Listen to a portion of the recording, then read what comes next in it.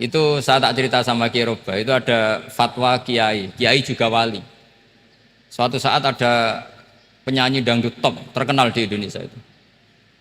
Itu nyanyi dangdut. Ya penyanyi ya dai. Entah itu hakikat entah majas tidak tahu. Itu kiai itu fatwanya lucu. Kalau kamu datangi dia pas main dangdut, masih saya beri izin. Tapi kalau datangi dia pas pengajian itu tak larang.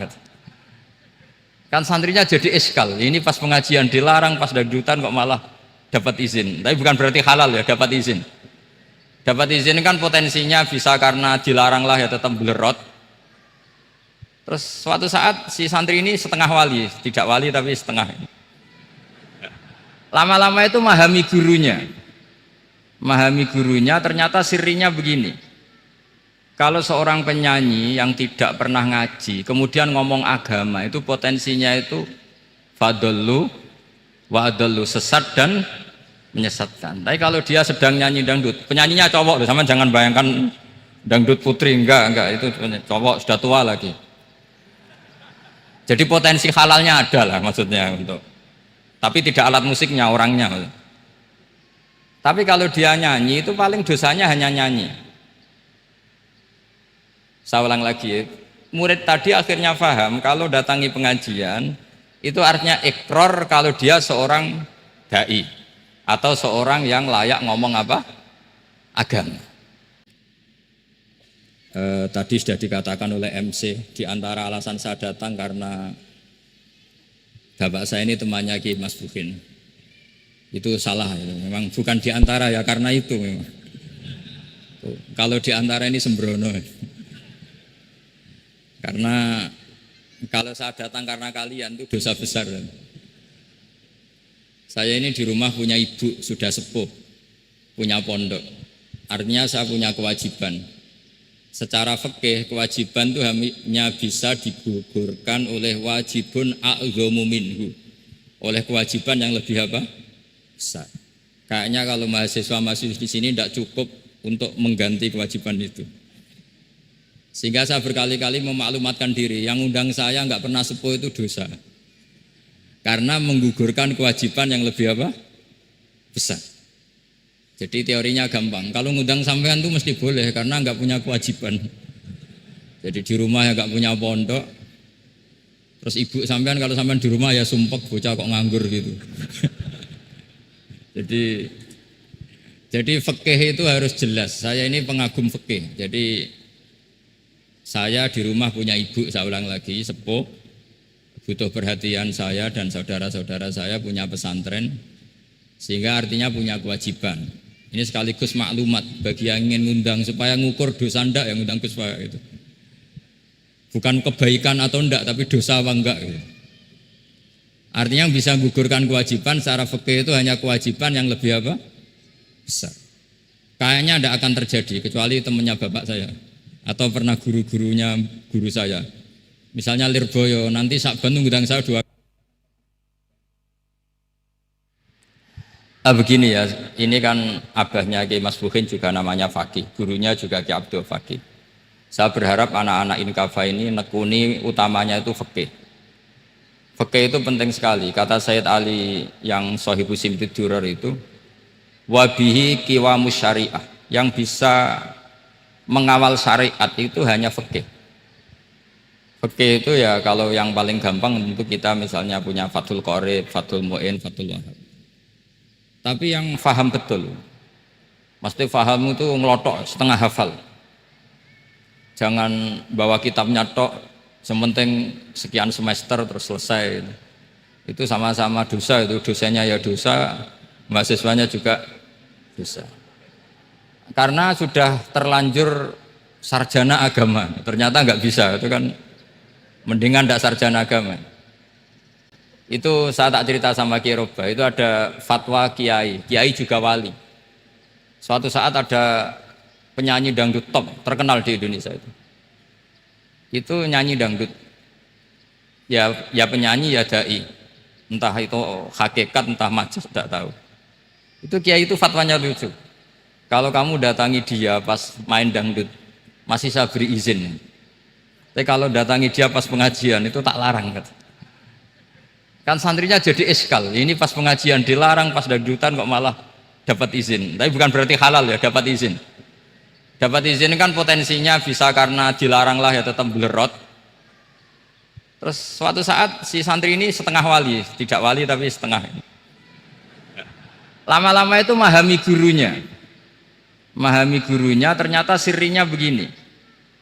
Kalau seorang penyanyi yang tidak pernah ngaji, kemudian ngomong agama, itu potensinya itu fadallu wa adallu, sesat dan menyesatkan. Tapi kalau dia sedang nyanyi dangdut, penyanyinya cowok loh, sama jangan bayangkan dangdut putri, enggak, itu cowok sudah tua lagi. Jadi potensi halalnya ada lah maksudnya untuk, tapi tidak alat musiknya, orangnya. Tapi kalau dia nyanyi itu paling dosanya hanya nyanyi. Saya ulang lagi, murid tadi akhirnya paham kalau datangi pengajian itu artinya ikrar kalau dia seorang dai atau seorang yang layak ngomong apa? Agama. Itu lebih bahaya karena kita santri, apalagi kita doktor atau MM, terus ngekrori orang yang nggak jelas asal usulnya. Tapi kalau nyanyi kan nyanyi saja. Sehingga itu menjadi fikih. Bahaya terbesar dalam fikih adalah apa? Mengkaji fikih tidak dari ahlinya. Ya, saya ulang lagi ya, mengkaji fikih tidak dari apa? Ahli. Nah, kenapa demikian? Begini, saya beri contoh. Ilmu fikih itu tentu pertama dari Rasulullah SAW. Kemudian bersanad sampai kita atau kita sampai Rasulullah. Itu ngalami sekian ijtihad yang tidak mudah. Saya beri sekian contoh. Dulu Imam Syafi'i itu sukanya sama guru yang miskin, ya, karena rata-rata santri juga miskin. Jadi mesti ngidolakan guru yang miskin, karena sesama miskinnya harus berkoalisi. Tapi akhirnya gurunya Imam Syafi'i itu miskin sekali. Namanya Muslim bin Khalid Az-Zanji itu miskin, Sufyan As-Tsauri miskin, Sufyan bin Uyainah miskin. Setelah ngaji di Medina itu Imam Malik itu kaya. Pas itu Imam Malik sudah kaya. Setiap ketemu Imam Syafi'i dikasih uang. Sampai ketika Imam Malik itu bilang, kamu sudah alim, ilmu saya sudah habis, kamu ngaji sama yang lain. Sama siapa? Kata Imam Malik, orang yang sealim saya sudah meninggal, namanya Abu Hanifah. Tapi dia punya murid, namanya Muhammad bin Hasan Asy-Syaibani, kamu ke sana. Terus Imam Malik datang ke Baki. Dulu Baki itu pasar rental, ya Grab lah kita sekarang. Itu mengumumkan, siapa kafilah yang mau ke Irak? Kita ya Imam Malik, dibayari sama Imam Malik. Ini antar ke Irak, ke Muhammad bin Hasan Asy-Syaibani. Imam Malik mulai ngeper. Guru saya yang miskin tidak pernah nyangoni, guru-guru saya yang kaya sering nyangoni. Mulai memasalahkan kiai miskin gitu, kira-kira seperti itu, mulai masalah gitu. Setelah datang ke Irak di Muhammad bin Hasan Asy-Syaibani itu si Muhammad bin Hasan Asy-Syaibani itu kalau ngitung uang itu di meja tamu. Jadi punya emas lantaan, punya uang. Kira-kira kalau Indonesia punya rupiah, punya dolar, dihitung itu di ruang tamu. Kata Imam Syafi'i, saya dengan Imam Malik saja nggak srek, ini lebih kedonyan lagi kiai. Ngitung uang itu di ruang tamu. Terus akhirnya si Muhammad bin Hasan Asy-Syaibani ini ahlul usul, dia pakar usul. Kamu heran sama saya? Iya, kiai kok kedonyan? Ya ngomong gitu. Tapi kata Muhammad bin Hasan Asy-Syaibani, kalau kiai tidak boleh kaya, itu tak kayak wong fasik. Ben gue demenan, gue mabuk. Oh jangan, nanti dipakai maksiat. Penjenengan mawon kersane digetokan. Berarti kiai oleh sugih, mun pun angsal-angsal. Semenjak itu jadi satu fikih bagi Imam Syafi'i. Ternyata kalau mengharamkan kiai sugih berarti membolehkan yang fasik sugih. Kalau yang fasik sugih bisa dipakai i'anah alal maksiat. Semenjak itu mindset pikiran Imam Syafi'i rubah. Saking rubahnya sampai beliau berpendapat orang bisa beli Alphard, kok beli carry itu haram. Bisa jadi bupati kayak Pak Roba, kok jadi RT haram. Pokoknya gitu. Bisa keren Kak Gus Bak, kok jadi orang pendengar haram. Pokoknya haram terus. Karena dalil beliau al-Islam ya'lu wala yu'la alaih. Coba sampean ridho misalnya jadi orang Gresik dipimpin orang yang nggak sholat, ridho ndak? Ndak. Atau sholat tapi nggak bisa ngaji, ridho ndak? Ketika yang bisa ngaji berpotensi jadi terus keterusan. Karena Imam Syafi'i keterusan, ya umatnya keterusan. Akhirnya orang-orang Syafi'i itu politikus rata-rata. Ya, makanya sama jangan kaget sama Baruba. Kakak saya wakil bupati dulu. Putranya Mbah Mun ada yang wakil apa? Gubernur. Dulu Gus Wahid ya menteri agama. Itu asal usul dari perubahan fikih, mindset, cara berpikir Imam siapa? Syafi'i. Jadi dulu itu fikih ditemukan itu jelimet, ada perdebatan. Itu tidak hanya pada level ulama. Pada level Nabi pun ada perdebatan. Jadi jangan kira Nabi itu tidak debat, ya debat. Nabi itu asal seangkatan itu mesti debat, termasuk debat dengan malaikat. Jadi kalau perlu ya debat sama apa? Karena malaikat itu kan lugu itu gak iso mikir. Karena kalau malaikat iso mikir bisa jadi rektor. Nanti kasihan Pak Salam itu. Malaikat gak boleh jadi rektor. Malaikat Israel itu nggak tahu etika. Jadi beliau ketika mau membunuh, mencabut nyawanya Ibrahim datang, ya Ibrahim saya ini disuruh nyabut nyawa kamu. Kata Ibrahim, wah kamu itu pasti salah. Kamu tahu saya siapa? Saya ini Khalilur Rahman, kekasih Allah. Masa kekasih membunuh yang dikasih? Ini nggak benar, logika itu nggak benar. Pasti kamu salah. Karena Israel itu tidak bisa debat. Ketika ditanya, hal ra'aita khalilan yumitu khalilah, masa kekasih membunuh yang dikasih? Saya ini Khalilur Rahman. Masa Allah mencintai saya kemudian membunuh saya? Itu logika agak benar. Enggak, keliru, kamu itu keliru. Israel akhirnya terbang lagi. Ya Allah, katanya logika saya ini salah. Karena masa kekasih membunuh yang dikasih? Karena Israel enggak pernah sekolah, kamu enggak pernah sekolah.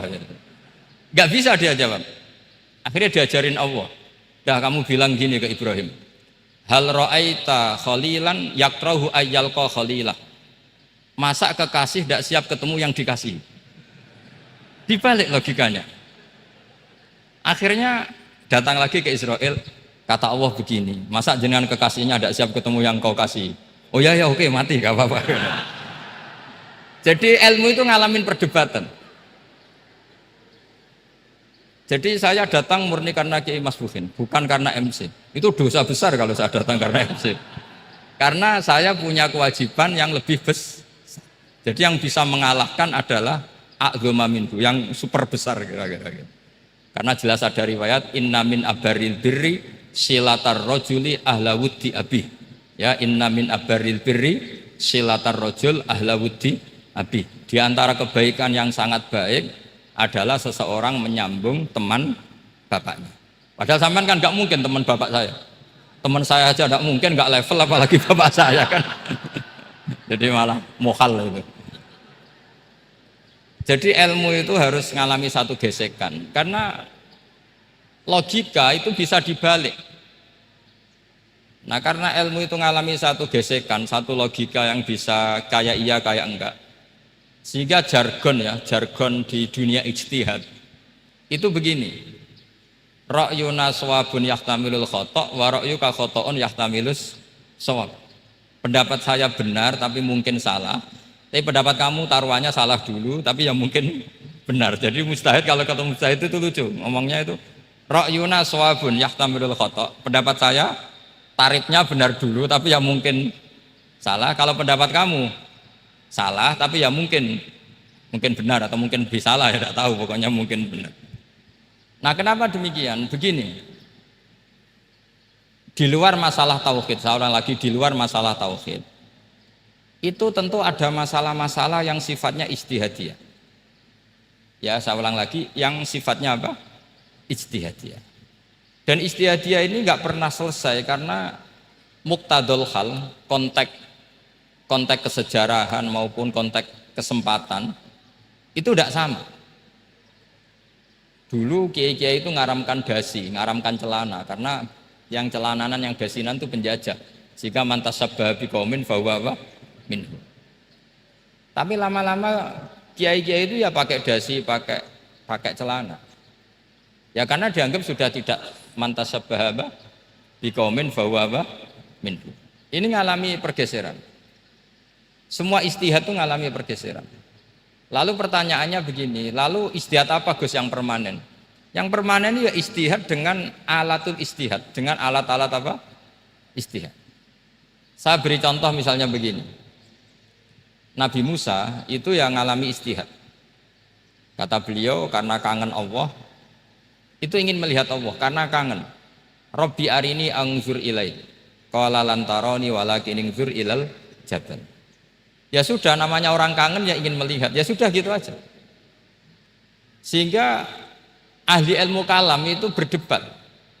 Kalau kata ahli sunnah, karena Nabi Musa minta ingin melihat Allah, berarti melihat Allah itu jaiz, mungkin. Karena Nabi gak boleh bodoh meminta sesuatu yang hal. Maka antipatinya ahli sunnah terhadap pendapat Mu'tazilah itu antipati. Karena menurut pendapat Mu'tazilah Allah itu qadim, Allah itu laisa kamislihi syai'un, sehingga gak bisa dilihat. Pertanyaannya adalah berarti Nabi Musa meminta sesuatu yang hal, itu bodoh sekali sampai gak tahu mana muhal, mana apa? Jaiz. Makanya kata Imam Ghazali, masa Nabi Musa yang Nabi nggak tahu kalau melihat Allah itu muhal, sampai minta berarti nganggap itu jaiz atau boleh. Itu cara pandang orang-orang ahli sunnah apa? Wal jamaah. Tapi tetap saja sebagian ulama itu ya balelo, yang kayak Mu'tazilah itu ya balelo. Cara berpikir pokoknya itu karena kangen, bukan karena mungkin atau tidak mungkin. Jadi nggak mungkinnya tetap tidak mungkin. Terus mereka dalil la tudrikul absar wa huwa yudrikul absar. Nah, sudut pandang ini akan terus. Ada seorang wali ditanya, kalau kamu di surga ingin melihat Allah apa enggak? Jawabnya enggak. Kenapa? Kasihan Allah. Terus kenapa? Unazzihu dzalikal jamala an nadhari misli. Saya tidak ridho Allah yang hebat, yang keren, kemudian sing delok terima aku wong gresik. Koyok gak ngergani pangeran. Sebenarnya sing delok Allah ben golongane Nabi Muhammad, Nabi Ibrahim, kowe ora usah ngilangi keren, maksudnya itu. Jadi ada ulama itu jadi wali kalau sholat itu karena di soft belakang, tapi jangan ditiru. Itu kan nggak lazim ya, lazimnya kan afdhalus sufuf as-saful awal. Ketika ditanya kenapa kamu kalau sholat di belakang, cek GR koyok wani suwan pangeran gue ngarep, aku sungkan, berarti gue gurih. Kalau sampean kan karena males, bukan karena sungkan. Jadi itu artinya rasa ya. Makanya nggak bisa, nggak ada ijtihad itu tidak mungkin karena perasaannya orang itu beda-beda. Itu Sayyid Abdul Al-Haddad itu kalau ngendikan masyhur, man da'a li dzalimin bil baqa faqad ahabba yu'sawwa fi ardi. Orang yang mendoakan orang fasik masih hidup, gak mati-mati, itu berarti suka kalau Allah dimaksiati di buminya. Wong fasik kelakuannya rak maksiat, nah mbok dongakno mari. Itu berarti kamu ingin Allah didurakani terus menerus karena si fasik masih hidup. Tapi kalau Abdul Hasan As-Sadili cara ngendikan gini, kalimatnya persis. Man ahabba alla yu'sawwahu fi ardi faqad ahabba alla tadhhara maghfiratuh.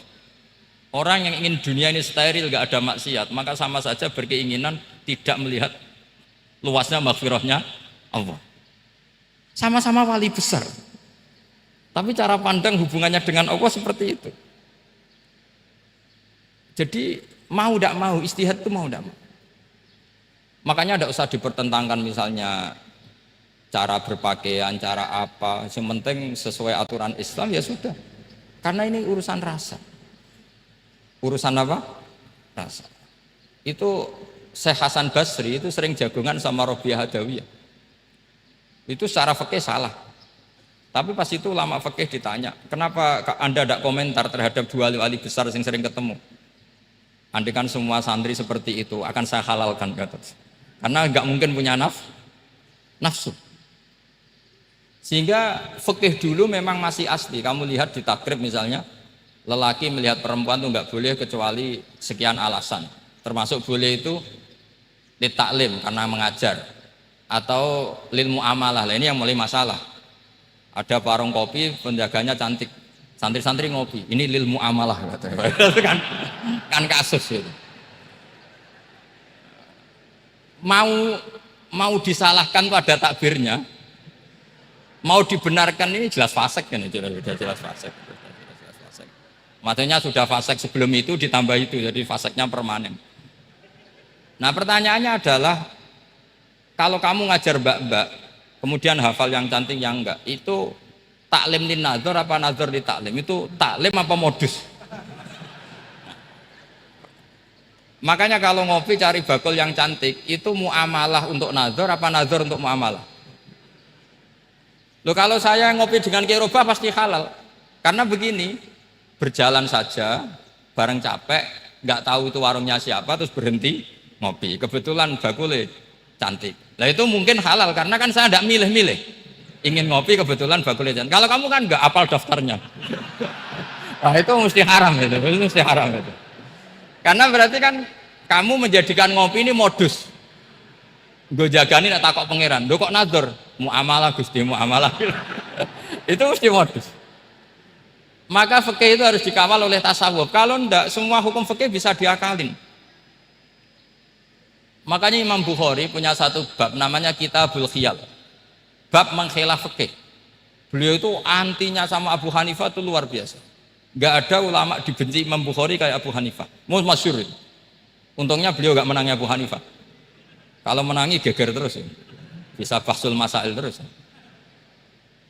Itu Abu Hanifah itu ulama yang suka khilah. Khilah itu ngerekayasa hukum. Misalnya begini, saya ini puasa agak lemes, ujian agak lemes, apalagi kiai serapati di duit santri beling-beling lemes ini. Apa mangan itu kan, poso-poso kok mangan kan gak keren. Supaya saya bisa makan dan halal, saya bisa ngajak Khairobah ya jalan-jalan. Jalan-jalan nyari yang jarak 2 marhalah. Ya sudah. Terus bisa makan. Kalau ditanya Allah kok makan? Musafir. Jadi bolehkah insya'us safar menciptakan pergi demi untuk supaya boleh iftar? Boleh enggak cara jenengan? Coba kok enggak boleh alasannya apa? Kan pergi. Perginya juga enggak maksiat. Itu khilaf. Tapi Sayyid Muhammad, Abuya Sayyid Muhammad, Muhammad bin Alawi, Sayyid Muhammad itu membela Abu Hanifah. Artinya membela jangan semua khilaf itu diharamkan. Karena itu cara, saya ulang lagi, karena itu cara untuk mengawal bahwa hukum Allah itu luas. Karena kalau nggak ada khilaf itu ya kita kesulitan. Kita kesulitan. Misalnya begini, ini penjelasannya, makanya kita harus sering mendengar. Saya itu dulu masih sangat fikih itu protes, kenapa ada poluan polisi wanita? Itu kan pekerjaan cowok ya, pekerjaan pria. Tapi setelah mendapat penjelasan dari polisi itu alasannya masuk akal, Gus. Kadang-kadang orang nakal itu menyembunyikan narkoba itu di alat wanitanya. Itu kalau semua lelaki polisi kayak jenengan masalah itu. Sehingga memang harus ada polisi wanita karena sebagian pengedar narkoba itu perempuan dan menyembunyikannya di tempat itu. Kalau semua polisi cowok kan nggak kebayang. Sehingga kita akhirnya mendengar membolehkan polisi itu wanita. Ada wilayah yang harus wanita.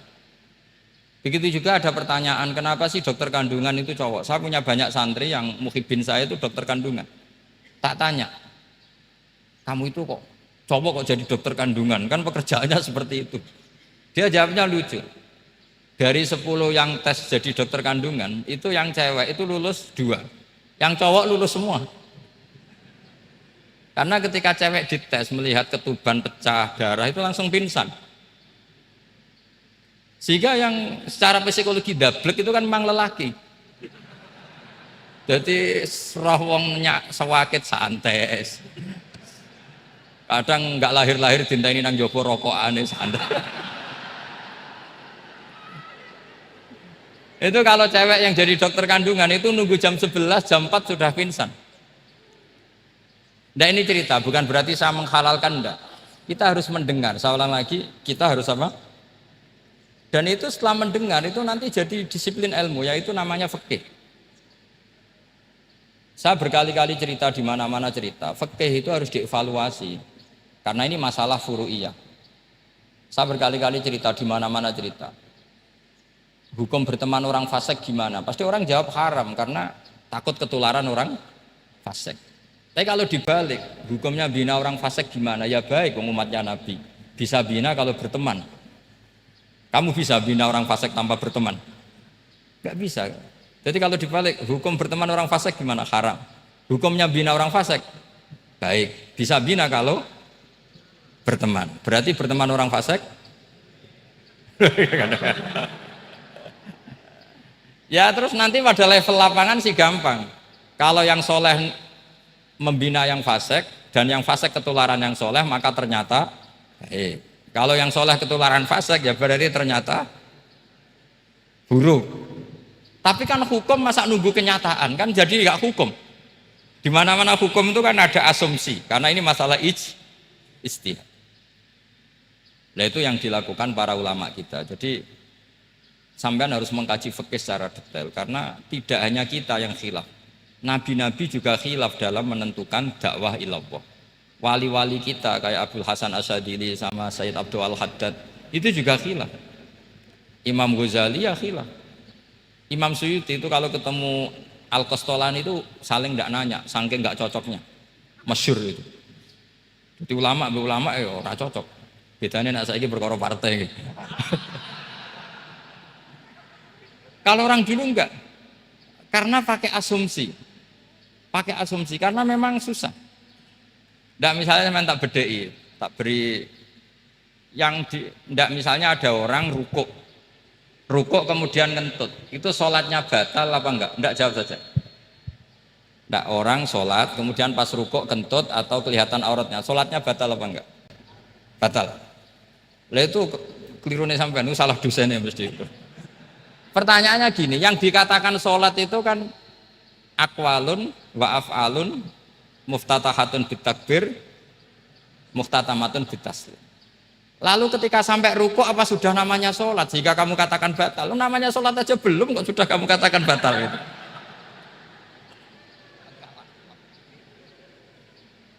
Iya kan? Jadi kalau aku mau sholat pas rukuk ngetut, batal atau ora? Mestinya jawaban yang benar, ya ora sholat jadinya gitu. Karena kalau dikatakan sholat, definisinya harus sampai salah. Tapi kan kita nggak mungkin ngomong seperti itu, kan dianggap majnun. Padahal itu yang benar, yang punya kecerdasan. Nah makanya pertanyaannya, fikih itu ngikuti bahasa awam apa bahasa istilah? Kalau ngikuti bahasa awam ya kayak tadi, sholat kok pas rukuk kentut maka batal. Sebenarnya yang batal itu sholatnya apa rukuknya? Nah makanya terjadi perdebatan, kalau yang pakar-pakar usuli itu salah istilah itu nggak mau. Saya ulang lagi, kalau pakar-pakar usuli itu salah istilah itu nggak mau. Terus misalnya tak beri contoh lagi. Kalau imam itu sudah salam pertama itu yang rukun kan salam pertama. Berarti setelah salam pertama imam sudah keluar dari sholat apa belum? Sudah kan? Yakin? Ya, sudah. Sekarang sama tak bedai. Lalu makmum itu kesunatan langsung berdiri apa nunggu imam salam kedua? Enggak, jawab satu. Nunggu salam kedua kan? Itu kriminalnya sampai Anda harus begitu itu. Kriminalnya begini, berarti Anda membolehkan makmum bergantung sama orang yang sudah tidak sholat. Kata kamu setelah salam pertama dia sudah tidak sholat. Berarti kamu menginstruksikan makmum berhubungan dengan orang yang sudah tidak sholat. Karena sudah keluar dari sholat ketika salam pertama. Kalau kamu didebat gitu gimana jawabnya? Pusing kan? Berarti robtul makmum bisolatiman sing wis laisa fi sholatin. Berarti menggantungkan sholat sama orang yang sebetulnya sudah tidak sholat. Ada yang jawab, sebagian ulama fikih tetap disunatkan menunggu salam kedua. Karena salam kedua itu masih paket meskipun tidak rukun. Dia paketnya selesai. Tapi selalu pertanyaannya gini, lalu setelah salam pertama itu imam masih sholat enggak? Udah sampai berani dijawab toh? Nah ini pentingnya bodoh, gak mikir. Jadi makanya bodoh itu barokah karena gak mikir. Jadi supaya Rabbana ma khalaqta hadza apa? Batila. Sing bodoh ya barokah, sing pinter ya barokah. Secara barokah itu maksiat. Serana barokah blas.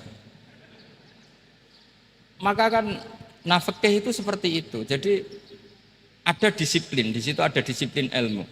Yang kadang kita tidak cocok. Makanya Imam Syafi'i sendiri ngendikan, kadang beliau dengan gurunya, dengan Imam Malik sampai ngarang ikhtilafu Malik. Beliau punya data yang beliau itu sedang nggak sama dengan gurunya, yaitu Imam siapa? Malik.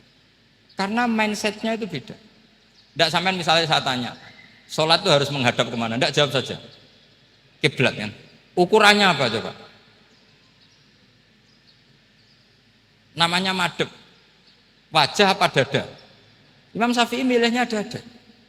Sekarang praktekkan dalam dialog keseharian. Saya jagungan sama Kiai Robah seperti ini, terus wajah saya begini, madhep enggak? Nah itu masalah.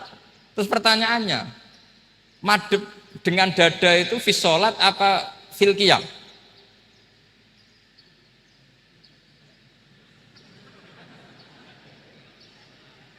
Loh enggak, kalau fis sholat pas sujud dada kamu madhep mana coba? Kamu enggak pernah mikir kan? Ya madhep pakai dada itu kan kalau berdiri, kalau rukuk sama sujud.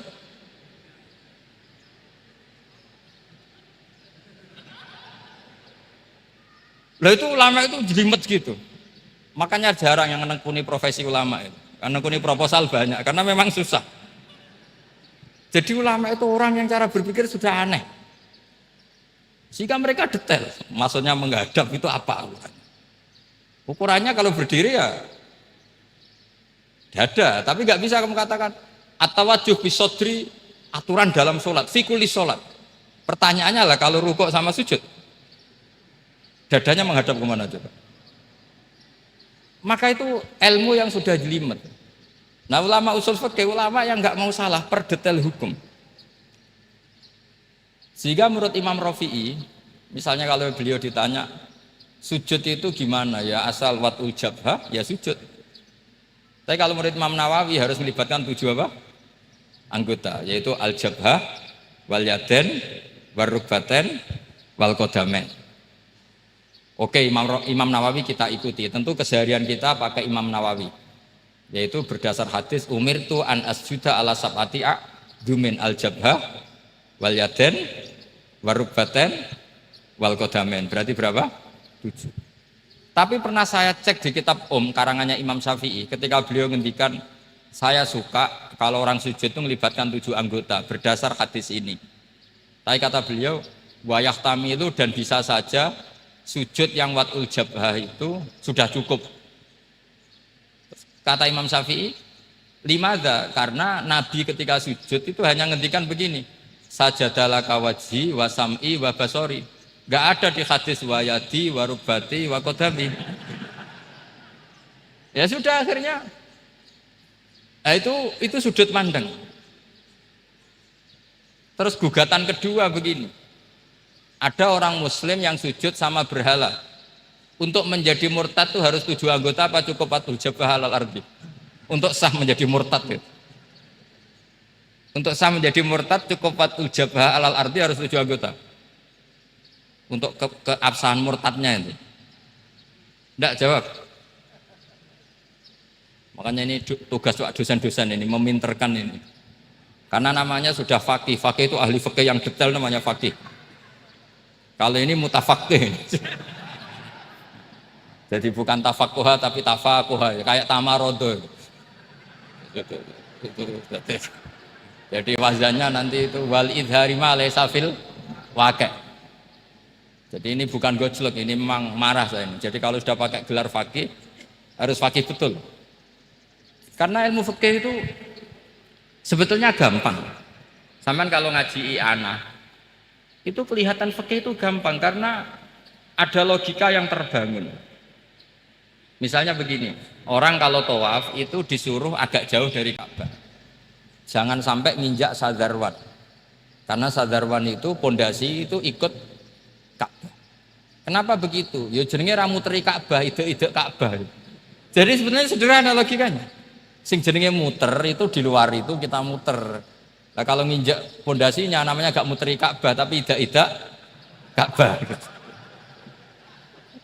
Ya jadi sederhana, sebetulnya ya masuk akal.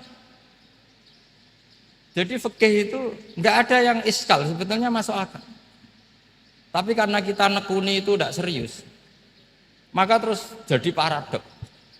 Saya beri contoh lagi, ini sebagai penghormatan saya sama Kiai Mas Bukin, karena ini sudah namanya fakih. Kalau ada ayam jago ditabrak truk, terus kejet-kejet, andai kan dibiarkan pun mesti mati.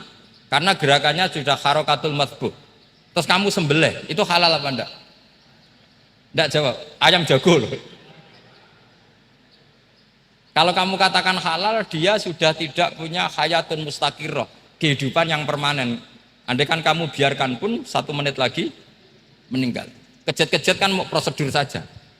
Maksudnya pantasnya mati yo kejet-kejet sih, tapi sebetulnya sudah pasti mati. Maka ini ada 2 ulama. Kalau kata Imam Malik tetap namanya halal. Karena ruhnya masih di situ, sehingga ketika kita nyembelih, ya nyembelih hewan yang hidup. Yang namanya nyembelih itu pokoknya mematikan yang punya ruh. Sementara saat itu rohnya masih di situ, meskipun 1 menit lagi pasti mati. Tapi kalau mazhab Syafi'i enggak, ini sudah harokatul matbuh, tidak punya hayatun mustaqir. Sehingga dalam perdebatan ulama fikih itu lucu, kadang ya gampang-gampang mangkel no. Misalnya begini, kalau ada anak lahir tidak ada amaratul hayat, nggak nangis, nggak bernafas, sunat disolati apa enggak? Siktun sing layas tahillu walayas, langsung lahir langsung mati, nggak ada amaratul hayat. Rata mikir tuh. Itu tidak wajib disolati. Alasannya, ya kan memang sholat alal mayit kan tidak pernah hidup. Di mana-mana mayit itu setelah hidup mati. Ini kan tidak pernah hidup. Namanya ya qit'atul lahmin, ya potongan daging itu aja. Enggak. Jadi kadang fikih diwaca tenan jebule mangkel no. Terus ketika di kitab Minhajut Thalibin itu, kalau kamu keluar mani itu wajib mandi enggak? Wajib kan? Kalau keluar mani inzal itu kan wajib mandi. Nah kenapa nifas atau wiladah keluar bayi? Kenapa ibu-ibu kalau keluar bayi wajib mandi? Alasannya lucu. Li annal walad maniyun mun akidun. Ini kan wis mani cuma mengkristal. Jadi kadang fikih mangkel. Apa ya? Sembrono itu masuk. Mosok wajib mandi wiladah itu karena apa? Li annal walad maniyun mun akidun. Niku mani sing wis mengkristal. Mani sing wis jelalatan lah, lahir nangis macam-macam. Jadi ternyata karena kenapa fikih butuh alasan? Nyari hadis tentang keluar anak mandi itu enggak ada yang sorry. Yang ada adalah tentang inzal. Innamal ma' minal. Akhirnya dicari-cari, ternyata walad itu maniyun mun akidun. Lah ini problem fikih. Sampean harus siap dengan pelajaran seperti ini, meskipun sampean mungkin wong priyayi, tapi ini ilmu. Ya, saya ulang lagi, ini ilmu. Sehingga ulama itu mau tidak mau harus mau mendengar. Karena logika yang terbangun itu nunggu kalau mendengar kayak tadi. Nabi malaikat Israel baru sadar, masa kekasih bunuh yang dikasih. Masuk akal. Iso mikir juga Israel. Kalau sama sampean sih nggak nerima tetap selonang-selonang, ini masalah Ibrahim Khalilur Rahman. Sehingga kita di alasan fikih itu harus kita dengar. Saya dulu itu, saya sampai sekarang itu sama, kalau bayi lahir masih sudah berbentuk bayi, saya sendiri berpendapat sebaiknya disolatin. Kalau sudah berbentuk bayi, meskipun tidak nangis, tidak ada amaratul hayat. Kan yang digugurkan itu wajibnya, bukan masalah boleh dan tidak. Itu banyaklah perdebatan ulama di bab itu. Saya beri contoh lagi perdebatan ulama. Ini contoh-contoh fikih karena ini khusus penghormatan status fakih tadi. Itu kalau ada orang mati, jenazah itu. Jenazah itu kalau sholat, itu kan umumnya jenazah di depan, kita nyolati di belakang. Itu yang mengatakan begitu ya tidak punya alasan, ya taunya mulai dulu begitu, di mana-mana nyolati jenazah, jenazahnya di depan. Tapi di kitab Mahalli jelas diterangkan, kata kaul sani tidak wajib. Alasannya ya lucu, fa innal janazah laisat bi imamin. Jenazah itu tidak imam, kenapa harus di depan? Kan kacau kan. Lu coba alasannya di depan apa? Dia ada imam kok. Nah barokahnya fikih itu, sehingga kita melihat di Arab Saudi sekarang, itu jenazah kan di belakang. Tapi kita tetap nyolati mayit. Kalau di Arab Saudi musim haji, itu jenazahnya di kamar mayit, tapi kita nyolati. Itu satu-satunya takbir ya tadi, fa innal janazah laisat bimanzilatil imam. Tapi jangan praktekkan, nanti dia kepaliran sesat tuh. Saya hanya cerita ilmu, jangan dipraktekkan. Kalau dipraktekkan pasti jadi aliran sesat. Mono jenazah ning mburi imame kok ngarep aliran sesat. Sebetulnya bukan sesat tuh. Uji coba fikih. Ya karena tadi fa innal janazah laisat bimanzilatil. Bukti lagi kalau sampean sholat gaib. Sholat gaib itu misalnya mayitnya di Surabaya, boleh nggak sholat gaib di sini? Terus jenazahnya di belakang kamu apa depan kamu? Nah ini kan fikih itu pokoknya gitu. Makanya standar furu'iyah itu susah. Karena perdebatannya itu mirip-mirip, kayak iya, kayak tidak, kayak. Makanya dulu zaman sahabat, ada sahabat itu mencintai Rasulullah. Senengannya sowan. Bukti cinta sowan. Banyak juga yang sahabat bukti cinta Nabi itu tidak pernah sowan. Alasannya ganggu. Kenapa kamu jarang sowan Nabi? Saya sering jamaah sama Nabi, saya tidak pernah sowan. Kenapa? Ganggu. Biar Nabi kalau di rumah sama anak istrinya, saya tidak mau ganggu. Makanya saya termasuk kiai yang gak pati seneng disowani. Karena ya itu tadi. Kalau mulang seneng saya, kalau disowani biasa saya. Kalau kiai roba itu nilai, nak pernah sepuh jadi rasuan nilai. Jadi beda. Saya sering ditilii kiai sepuh. Tapi bahasanya tentu tidak sowan, tapi nopo nilai. Kalau sowan itu banyak. Ketika Rasulullah wafat, itu separuh sahabat hampir mayoritas, ya Rasulullah kita semua ingin kita dulu yang meninggal karena engkau begitu penting. Maka jangan meninggal dulu, kita yang meninggal. Kalau kita yang meninggal itu nggak apa-apa, tapi kalau engkau penting jangan meninggal. Tapi ada saja sahabat, tidak seperti itu. Saya suka Rasulullah meninggal dulu. Alasannya masuk akal. Biar Allah menyaksikan saya kama usaddikuhu hayyan usaddikuhu maitan. Allah biar menyaksikan saya iman kepada Nabi ketika masih hidup. Dan saya buktikan setelah mati pun, setelah meninggal pun, setelah wafat pun iman. Jadi ternyata baisnya itu supaya orang tahu bahwa iman kita kepada Nabi itu iman yang super. Jika ketika beliau sugeng ya kita iman, setelah wafat juga kita iman. Kai usaddikuhu maitan kama usaddikuhu hayyan. Supaya saya mentasdikkan beliau setelah meninggal sebagaimana kita mentasdikkan beliau saat masih hidup. Dan ternyata Allah ridho dengan perkataan sahabat itu. Kenapa Allah ridho? Karena menjadi pelajaran bagi orang-orang yang ditakdir gak menangi Rasulullah SAW. Tetap mereka iman. Jangan kayak setan itu kurang ajar betul kalau iblis itu. Masyhur itu, iblis itu nangis-nangis neng Nabi Musa. Iblis itu takutnya sama Allah itu luar biasa, sampean kalah. Iblis itu setiap ketemu malaikat karena dia ngerti alam gaib, mesti apa itu? Kama sali syaitani isqala lil insani kfur falamma kafara qala inni bari'um minka inni akhafu wa rabbal alamin. Jadi setan iblis itu paling sering bilang inni akhafu wa rabbal alamin karena iblis itu tahu surga, tahu neraka, tahu kekuasaannya Allah. Jadi takutnya sama Allah luar biasa. Makanya setiap dia mengajarkan kekafiran, setelah orang itu kafir gimana? Inni bari'um minka inni akhafu wa rabbal alamin.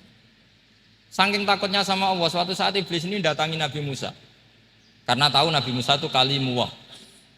Orang yang bisa komunikasi langsung dengan Allah. Ya Musa ya kalim Allah, saya ini makhluk, saya takutnya sama Allah luar biasa. Tolong rayukan Allah supaya nerima tobat saya. Karena dirayu terus lama-lama Nabi Musa bilang, oke, tak rayukan Allah. Sama Allah, karena Musa kekasihnya, ya Allah iblis itu ingin tobat, tolong dikasih hak tobat. Kata Allah, oke. Dia bisa tobat asal mau sujud di makamnya Nabi Adam, karena kesalahannya dia gak mau sujud sama Nabi Adam. Semenang Nabi Musa karena ada cara untuk iblis menjadi tobat. Dikasih tahu sama Nabi Musa, alhamdulillah kamu diterima tobatnya. Syaratnya apa? Sujud ke kuburannya Nabi Adam. Wah iblis ya tau aslinya terus. Asjuduhu maitan wa qatla asjuduhu hayyan. Zaman urip aku ora gelem, pomene wis mati. Oh dasar setan itu. Zaman urip aku ora gelem, wis mati mbok kon sujud. kumat maksudnya, terus ya sudah, terus sampai sekarang akhirnya. Kalau sekarang sudah tidak mungkin lagi karena nggak ada Nabi Musa. Sudah. Jadi ijtihadnya sahabat melihat wafatnya Rasulullah itu beda-beda dan ternyata semuanya diridhoni Allah. Karena ternyata yang suka Nabi wafat dulu adalah ingin supaya umat Islam tetap mencintai beliau, iman sama beliau, tasdik sama beliau, sebagaimana tasdik zaman Sugeng. Makanya kita harus mencintai guru-guru kita. Uhibbuhu maitan kama uhibbuhu hayyan. Saya sampai sekarang itu ya merasa Mbah Mun itu tidak meninggal. Saya masih merasa kalau bapak saya tidak meninggal karena kita mencintai beliau-beliau ketika hidup dan ketika wafat itu sah. Karena beliau-beliau sama kita juga seperti itu. Rasulullah itu ketika mendekati wafat, ya bahasa halusnya intaqala ila rafiqil a'la. Itu Nabi kalau ngedikan tuh rileks sekali. Hayati khairun lakum wa wafati khairun lakum. Cung aku nak uripku ya apik. Engko nak aku wis kapundhut ya apik. Fa amma hayati fali asunna lakum asunan. Sebagian riwayat fa innakum tuhadditsuna anni wa uhadditsu ankum. Kalau saya masih hidup, saya bisa mengajarkan kamu sunnah, mengajarkan kamu tradisi-tradisi yang benar. Dan ketika aku mati, ketika aku sudah wafat, maka saya jejer Allah, kata Nabi. Saya berdampingan dengan Allah, maksudnya dekat Allah. Tentu bila kaifin walan hisor. Terus sudah fa inna amalakum, amal-amal kamu diperlihatkan ke saya. Berhubung saya sudah dekat Allah, kalau amal kamu baik, saya muji Allah. Kalau amal kamu buruk, saya langsung mintakan ampun kepada Allah. Jadi Nabi rileks sekali. Artinya saya hidup bagus karena bisa mengajarkan kamu as-sunan wa syara'i'. Kalau saya wafat karena saya dekat Allah, kalau kamu baik saya muji Allah, kalau kamu buruk saya mintakan ampun kepada. Guru-guru kita juga seperti itu. Justru setelah wafat beliau-beliau punya kesempatan dekat sama Allah, dekat sama Al-Malail A'la sehingga mendoakan apa? Nah, terus kata Said Muhammad, wala taqulu lima yuqtalu fi sabilillahi amwat. Kamu jangan pernah berkeyakinan atau berpendapat atau berkomentar kalau orang-orang yang mati fi sabilillah adalah berstatus apa? Mati, amwat. Kalah. Terus kata Said Muhammad, hadza li amati syuhada. Ketentuan ini bagi umumnya syuhada. Artinya gini, umumnya syuhada saja tidak berstatus amwat. Apalagi hadza Rasulullah sayyidul syuhada, sayyidul anbiya, sayyidul mursalin, tentu tidak pernah berstatus amwat. Ya saya ulang lagi ya, jadi zaman cara berpikir amatus syuhada, syuhada yang umum saja berstatus hidup. Tidak boleh distatuskan amwat. Apalagi Rasulullah itu sayyidus syuhada, sayyidul anbiya. Maka status beliau pasti hayyun la yamut, pasti beliau itu hidup tidak. Dan karena beliau itu asfaq, sangat sayang kepada kita, sebagaimana zaman beliau hidup itu sayang kepada kita, sampai nangis-nangis minta hak syafaat, maka setelah meninggalkan pun beliau pasti sayang kita dan pasti berusaha supaya kita diampuni oleh Allah Subhanahu wa ta'ala. Sehingga ada sahabat yang tadi berpendapat, kalau saya enggak masalah Nabi wafat dulu, supaya Allah menyaksikan saya usaddiquhu maitan kama usaddiquhu hayyan. Jadi ini cerita ya, cerita sudut-sudut pandang. Jadi saya mohon kalau mengkaji fikih itu harus detail. Minimal takrib itu setengah hafal. Supaya konstruksi ilmu itu utuh. Ya sama lagi konstruksi ilmu itu. Karena ilmu itu mesti ada yang apa ya? Ya rodok setengah salah itu, tapi disalahno ora kena. Ndak sampean tak bedheki, nak pancen bener langsung tak angkat jadi rektor. Nak bener tuh.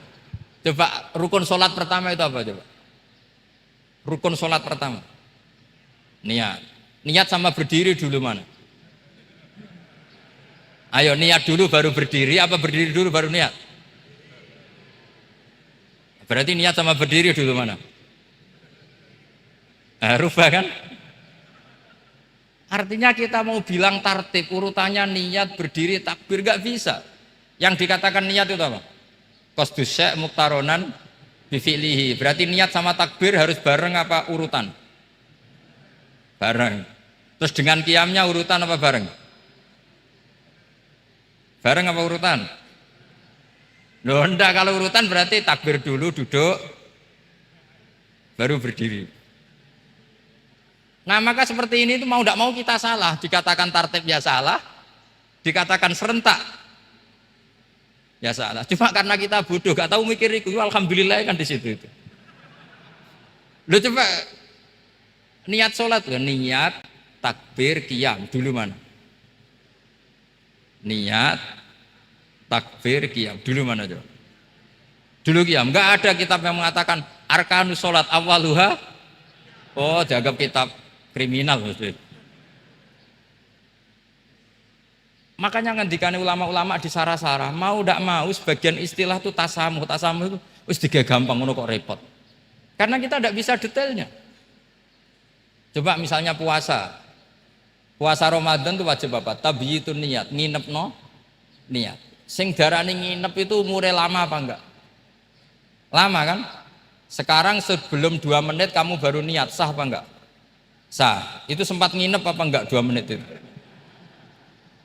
Enggak sempat kan? Jadi ilmu itu makanya kata ulama-ulama, pokoknya ilmu itu mesti ono unsur tasamuh. Tasamuh itu ya digawe gampang. Apa? Digawe gampang. Misalnya Imam Syafi'i berpendapat mashu ba'dir roksi. Itu kata beliau walau sa'rotan fi hadir roksi. Meskipun satu rambut asal masih di wilayah kepala. Tapi kalau rambut itu dikeliwir, dibasuh di sini enggak sah. Karena sudah keluar dari batas apa? Kepala. Imam Syafi'i cara berpikir kan ya ngene iki jenenge basuh sirah. Tapi cara Abu Hanifah enggak. Ya enggak, yang namanya megang kepala itu ya minimal 1/4 lah. Masa gitu dikatakan Lalu ulama usul fikih itu berdebat. Sesuatu itu sesuai masodaknya. Masodak itu yasduku alaihi kadza, yaitu ini tadi saya cerita ke Ibu Khen tentang ngaji Jamul Jawame. Ini ilmu yang di Jamul Jawame. Sesuatu itu ukurannya mayasduku alaihi kadza apa dengan takrif definisi. Misalnya gini, sholat itu batal dengan makan. Kalau kamu sholat makan batal enggak? Enggak, jawab saja. Batal. Itu satu upo apa satu piring? Enggak, jawab saja. Satu upo sudah batal. Sekarang bab makan di ngurmat tamu. Cung tamuku keimangan. Iku sak upo apa sak piring? Nah ini kan tidak fair, di bab tamu makan satu piring tapi di bab sholat satu upo. Maka pertanyaannya, lalu penamaan sesuatu itu berdasar masodak mayasduku alaihi ismu kadza atau berdasar uruf?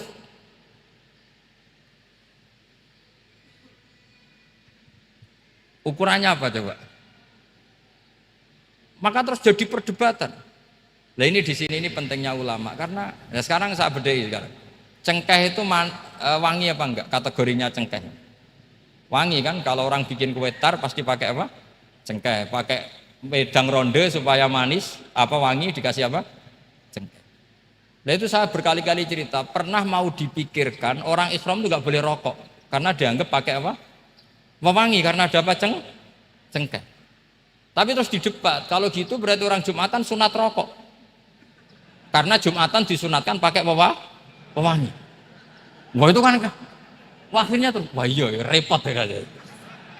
Jadi kalau cengkeh kamu kategorikan pewangen, yang orang Ihram nggak boleh rokok karena pakai cengkeh yang wangi. Konsekuensinya orang Jumatan sunat rokok karena berarti di masjid pakai apa? Pewangi. Kan sesat semua gitu. Jadi itu ilmu. Makanya selain fikih mateng, itu ada ilmu yang namanya usul fikih. Usul fikih itu yang neliti itu. Mayasduku alaihi kadza. Jadi yus ngono iku darani ngono. Saurang lagi. Ngono iku wis darani ngono. Ora perlu roh detail. Ya, saya ulang lagi. Wis ora perlu roh detail. Makanya Abu Hanifah itu misalnya basuh wajah. Wis angger kecelok ngene iki basuh wajah. Nek Imam Syafi'i kan detail.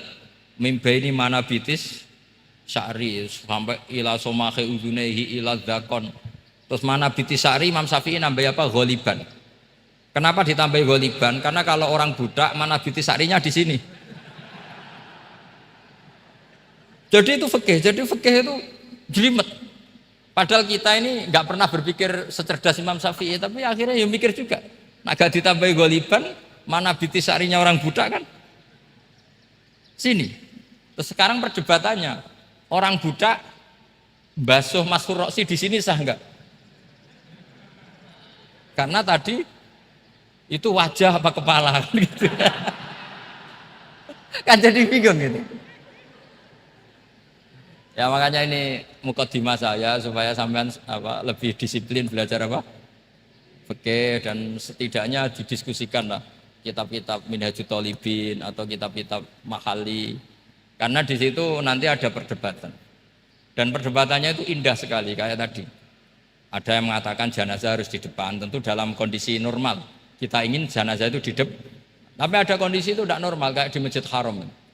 Lalu solusinya gimana? Ya kita ngikuti kaul Sani, fa innal janazah laisat bimanzilatil imam. Tapi kalau di sini normal ya sudah kita sholat ya normal aja lah. Masa jenazahnya di belakang kamu sholat? Nanti jenazahnya iri. Sekali-kali di depan aja kok gak boleh gitu. Malah jadi repot tadi. Jadi karena apa ya? Kalau kita mengkaji tidak panjang itu bahaya. Karena ilmu tadi. Ilmu itu ada logikanya. Imam Ghazali dalam bab warid sama maurud itu gak setuju sama Imam Syafi'i, dia Maliki. Ya kalau dalam mazhab Syafi'i yang populer kan kalau ada najis airnya sedikit kan dikucurkan supaya al-ma'u itu warid. Kalau warid punya kekuatan menghilangkan. Tapi gak boleh najis diletakkan di bejana yang ada airnya. Airnya namanya maurud. Tapi Imam Ghazali dalam hal itu ngikuti Imam Malik. Gak ada bedanya warid sama maurud. Karena logika Imam Ghazali gini, misalnya ini ada najis ya. Ya mik ini ada najis di sini. Atau sarong lah, contoh paling gampang kan sarong. Ini sarong, najisnya di sini. Kamu kucuri. Ketika kamu kucur, air yang lewat ini kan tidak ada dua kola. Kemudian ketika terkena najis, mutanajis kan?